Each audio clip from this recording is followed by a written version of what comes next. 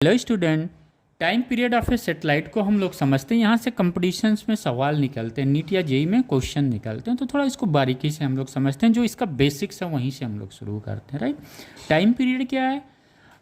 वो टाइम जो जिसमें कोई भी बॉडी अपना 1 रिवोल्यूशंस या 1 ऑर्बिटिंग कंप्लीट करती है, उस टाइम को हम क्या बोलते हैं? टाइम पीरियड बोलते हैं।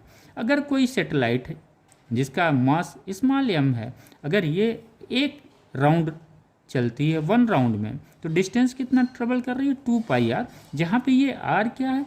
ये r है रेडियस ऑफ ऑर्बिट है। राइट, यानी ये कैपिटल M जो लार्जर मास है यहाँ के सेंटर से और जो सेटेलाइट का मास है उसके सेंटर के बीच की जो डिस्टेंस है उसे हम क्या बोलते हैं? रेडियस ऑफ ऑर्बिट बोलते हैं। अगर अब हम यहाँ पे देखें तो हमें ये क्लियर होता है कि time period of a satellite is directly proportional to the orbital radius या रेडियस ऑफ ऑर्बिट। यानी अगर ये रेडियस इंक्रीज करेगा तो ये टाइम पीरियड सेटेलाइट्स का क्या करेगा? इंक्रीज करेगा। लेकिन अगर ऑर्बिटल स्पीड बढ़ेगा तो टाइम पीरियड क्या होगा? डिक्रीज करेगा। ऑर्बिटल स्पीड अगर इंक्रीज करेगा तो टाइम पीरियड डिक्रीज करेगा। आइए उस ऑर्बिटल स्पीड को और हम एक्सपांड करते हैं।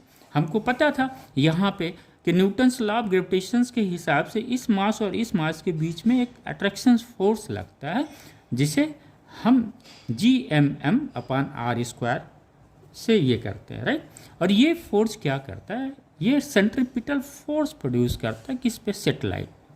तो ये इक्वल है, तो यहाँ से हमें क्या मिल गया? ऑर्बिटल स्पीड मिल गया यहीं से, जिसकी वैल्यू हो रही है √G⁻m/r।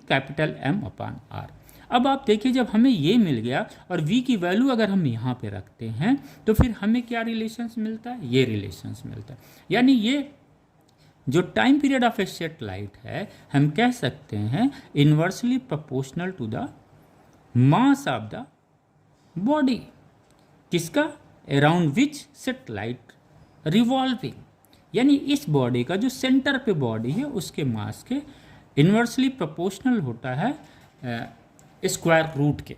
राइट, यहाँ से दूसरा देखें, the time period of a satellite is inversely proportional to the square root of density. जो कि मास क्या है? Mass equal to volume into density. तो यहाँ से हमें 3 चीज़ें मिल गई।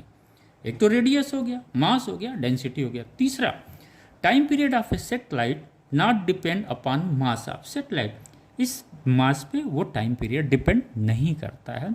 ये भी की पॉइंट है। तो ये बहुत ही अच्छा कॉन्सेप्ट है। Okay, thank you student.